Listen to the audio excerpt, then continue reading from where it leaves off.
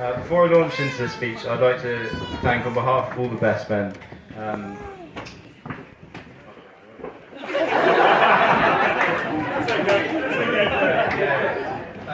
want to say a special thank you to Dice and Alex, to Francois and Francis, and to Uncle Louis, who provided all the trimmings and everything necessary to make today truly formidable. So,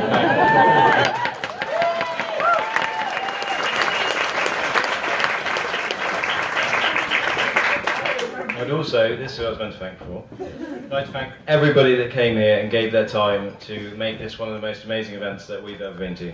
So thank you.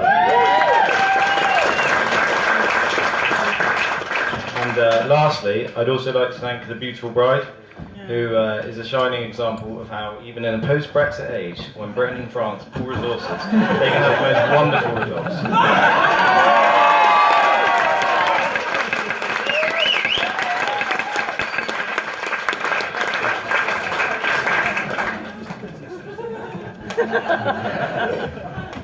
That's all right. Now, I know a lot of you have been worried about the content of my speech.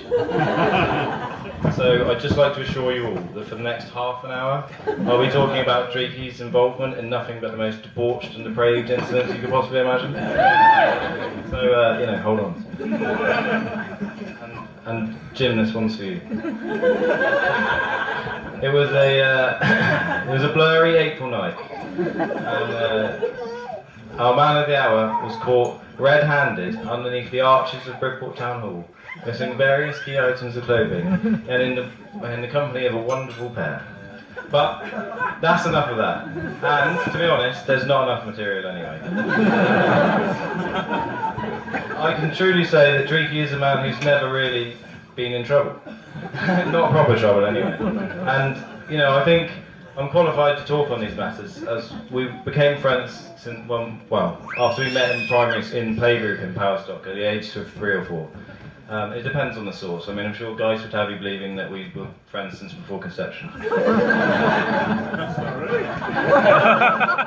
fact, the worst thing, the naughtiest thing I've ever seen Driky do is steal money from his parents to buy halva from the local health food shop.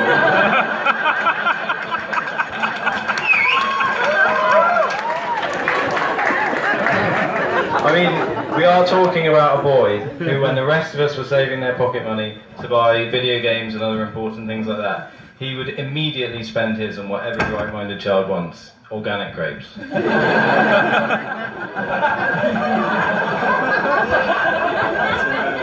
His ability to stay out of trouble, however, does not mean that he wasn't involved.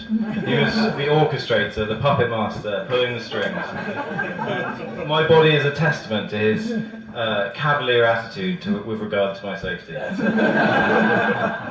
often wonder what happened to the old receptionist at Bridport Leisure Centre, who was fired after she let 2 underage boys play squash because we looked responsible. Needless to say, she was wrong. 5 minutes after Driky had charmed her into letting us past, I came charging in the other direction, blood streaming from my mouth, and Treats kindly taking up the rear, clutching the tooth he just smashed from my face. And the list of injuries does go on. There was the finger you almost sliced through when we were sword fighting, and then there was the time you knocked me unconscious. After persuading me to climb a 10-foot wall to unlock a door on the other side, as soon as I had straddled it, he pushed my dangling leg and down I went. But he But he's not the megalomaniac I've made him out to be. He is, in fact, the kindest, most humble man, and truly the best friend that anyone could ever wish for. As children, arguing over who will be the eldest in our next adventure as knights or explorers, and with Driky actually being the eldest, it was his gracious decision that I would be older than him whilst he would be older than me. And this was a logic that withheld scrutiny for years. In fact, his self-sacrifice for his friends really is boundless. And after speaking to Forrest in writing a speech, it turns out he really is the man to call in an academic crisis. With a night to go, in true fashion, I ran my dissertation to the wire, and with a night to go and only an hour's notice, I sent Driky a copy. And what I got in return was more eloquent and concise than I ever thought possible, and I gladly gave up my own night's furious work and accepted his edits.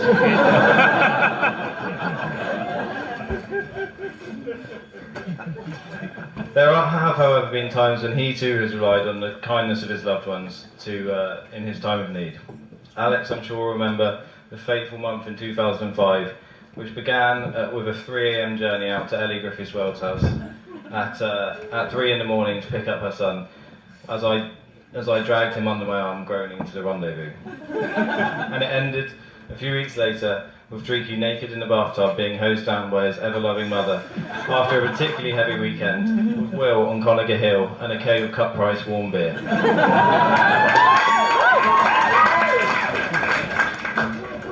I think it's safe to say he did learn his lesson. And as time went by, our late bloomer joined his peers in puberty.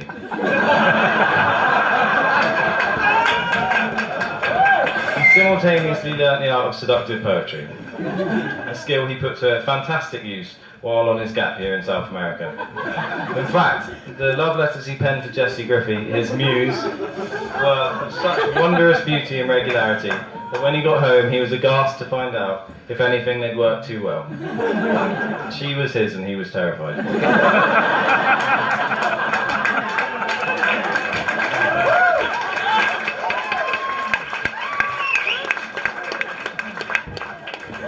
Geiss and I had to talk him around for a couple hours before he'd even leave the house. But as age brought on maturity, and equipped to handle the raw power of his pen, I'm sure that he employed some of these same tactics to win the heart of Sophie.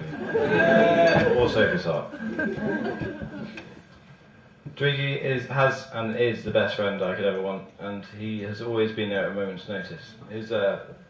He has fantastic self-resolve, and has an incredible ability, which is sometimes infuriating, to always do the right thing. I count him as a friend, a role model, and a brother.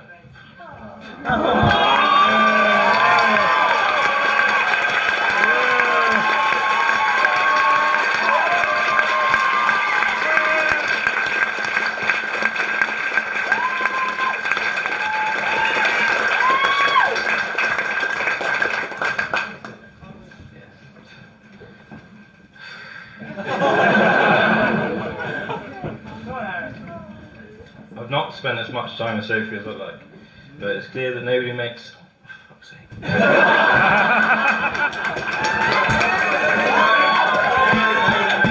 him happier than her just by her presence. I think he summed it up best when he said, when he attempted to say in a drunken, slurred, stag-do speech, "She genuinely makes me a better person."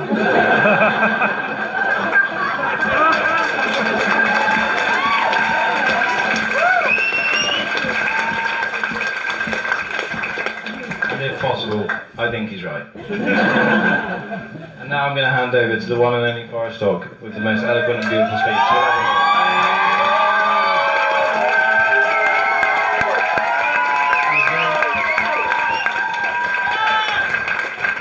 Well, firstly, it's an absolute pleasure and honour to be here in front of you all and be able to say a few words about my good friend Driky and, of course, Sophie.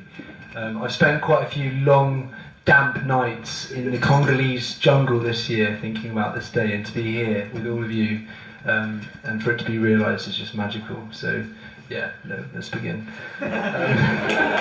So I guess my story begins at Goldeney Halls, Bristol University, where I first met Driky and Sophie.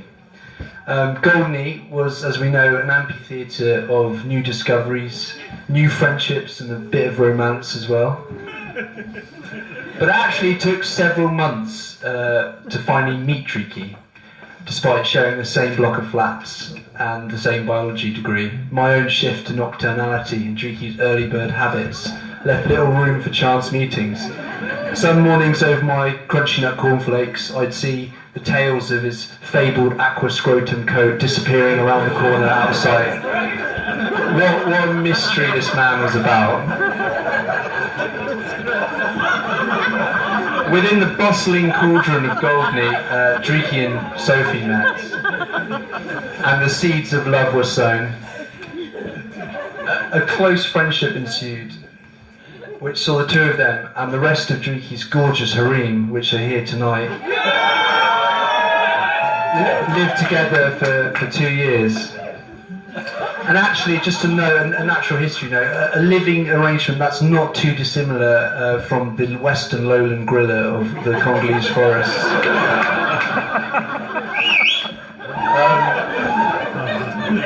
Over the course of university, Driky and I bonded over our love for the outdoors, of course, dabbling in a bit of amateur football, and indulging in hideous amounts of food from time to time. Following Driky into Sainsbury's after a 4-hour lab session of dissecting a jellied newt was a bit like following a Labrador puppy into an understaffed rotisserie. We would end up having the most lavish of lunches. Driky had also cottoned on to the fact that one could weigh steak through the self-service checkout as loose carrots. After this revelation, our lunches became a little bit more meaty and organic. I mean, Driky's childhood and upbringing kind of fascinated me. He would often retell tales centred around his father Geiss and other mythical characters by the names of Booth and Jeune and Owen. I had a taste of these stories myself on a weekend away with Driky to visit Geiss, Alex, Hetty and Rosa, and I can honestly say I've never been so pissed within the confines of a primary school. Owed mainly to a wicked brew of cider named the Growler, which I'm pretty sure wasn't just made from apples, Chris. One evening, Geiss announced that bitch burgers were on the menu, and excitement brewed, and bitch burgers actually made cult status in Bristol, despite actually not arriving there. But I think these bitch burgers serve as a perfect analogy to Driky's upbringing. Well grounded, full of humour and wit, infused with Iberian spices, and raised with nothing but good old-fashioned Dorset love.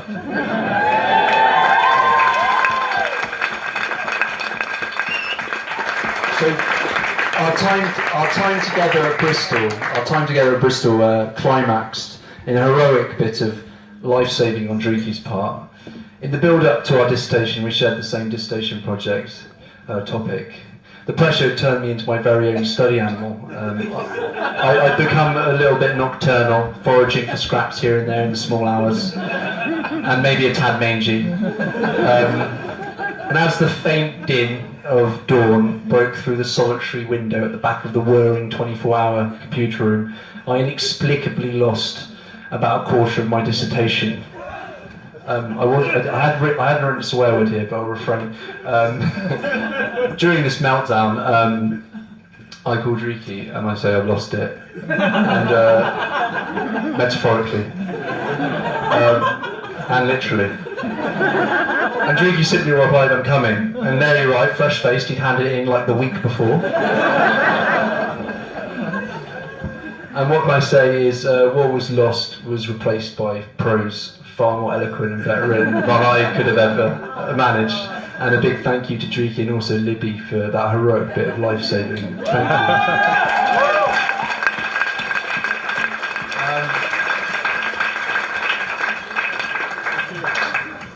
I've spent a long time thinking about this moment and what to say, and I can honestly say I know no one quite like you, Driky. I think I've called upon you, good times and bad, during some various meltdowns, relationship meltdowns, work meltdowns, and I think you've shown me nothing but wholehearted love, support, and sage advice. So, yeah, thank you. I mean, last week I witnessed Driky take his budding charity work, Action for Conservation, to the next level, and it was a magical moment to be there and witness it. And to see Driky interact so naturally with the young people that we brought from the urban centres of the southeast to the wild west of Wales was transformative, and it was a complete honour to be a part of. As conservation and our world needs Driky. He is intimately aware of the power of reconnecting our young people to the wild, healing world around us. And I'm totally stoked to watch AFC grow and bloom over the forthcoming years.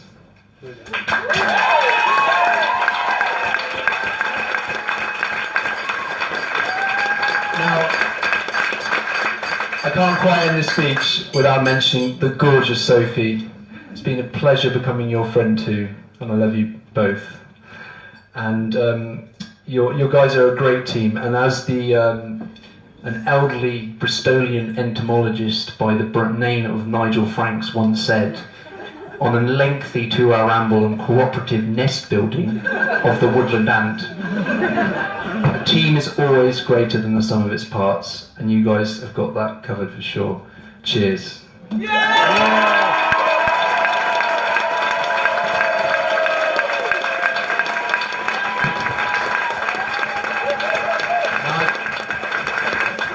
It's an absolute pleasure to hand the microphone to the one and only Sam Pranti, who will be enlightening us on various domestic insights to our lovely couple here. Hello. So yeah, as Boris says, I'm talking post-university. So when they're adults. So after university, I actually had the pleasure of housing both Driky and Sophie on the sofa in the hallway of my flat whilst they kind of searched for jobs. And not long after leaving Bristol, Sophie packed up her bags in Cambridge and headed to London as she interned in various locations across the capital. And Driky, however, decided to continue his education and study a master's. And while studying, he talked of a number of different career paths, all of which I'm sure he would have excelled at. Now the first one was particularly interesting. There was the wolf tracker, which was going to be a wolf tracker in Spain for quite a while. Then came the dry stone waller / hedge layer in Dorset. That was followed by the new global news media outlet, The Lens, he was about to create, before dabbling with the idea of a career as an environmental lawyer, and then finally setting on a career in the world of conservation. But during this period of, confusion, Sophie interned at a couple of particularly strange PR firms, one with a nutter, frankly, and a television production company. And so after that experience, the logical next step was international diplomacy. So Sophie became the British ambassador to France. Or at least that's what she told. And she crossed the channel to her third love, after Driky and I, was Paris. And so while Sophie pranced through the boulevards of Paris, it was Driky's turn to live on my sofa. And whilst apart, I would have the pleasure of listening to the gushing evening Skype calls outside my bedroom as they declared their love for each other over and over and over and over again.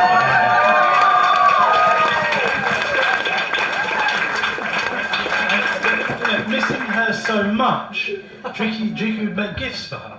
And I had the opportunity to conduct a photo shoot of Driky as he modelled various outfits for a photo album for Sophie. Now, judging by the amount of time Driky spends looking in the mirror, the idea of a career as a model is of course another career Driky would not rule himself out of. But then after both of them finding jobs in London and moving into Shepherd's Bush with Kate and Julia, Driky got a job in the Timber Trade Foundation, and then he started the, quite frankly, brilliant Action for Conservation, which deserves another round of applause. And Sophie became the brilliant primary school teacher that she is today. One of Driky's enviable qualities is his ability to make people give him stuff, essentially, without them quite realising what's going on.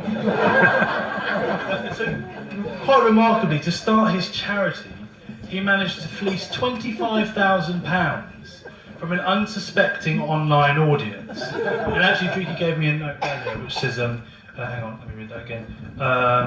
It's a charity you can donate to at www.actionforconservation.com, writing a cheque or give him cash whilst he's here. But anyway, but then the two loves of my life, they came to their senses and made the best decision that they've ever made. They asked me to move in with them. At some point before that, Driky had asked Sophie to marry him or something like that, but that was mine. But little did they know that in Elgin Crescent, it's where they would raise their first child. As they became my parents.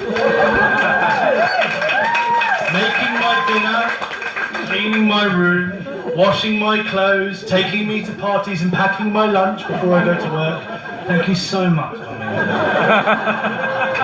I have learned so much from them. Sophie taught me the wonderful skill how you can take over 4 hours to get ready for a trip to Sainsbury's. 4 hours. Driky taught me the art of a ridiculous Dutch accent, and also taught me the ability to be incredibly insecure about a receding hairline.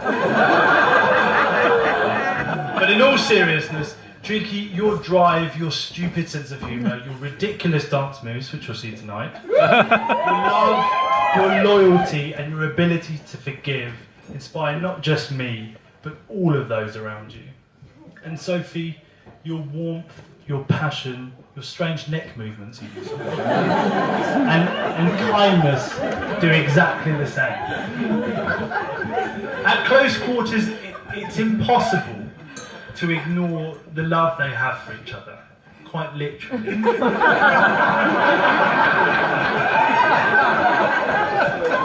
The incessant smooching apart, I have never seen two people more devoted to each other. Honestly, it's an honour for me to call you both my friend.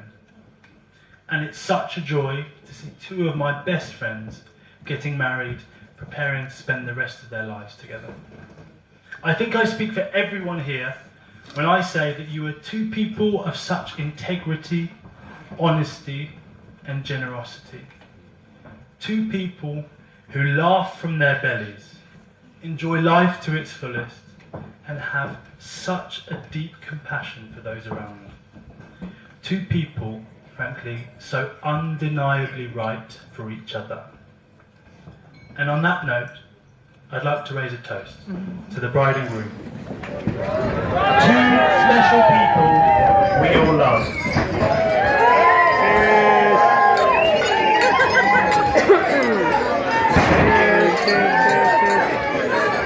All right.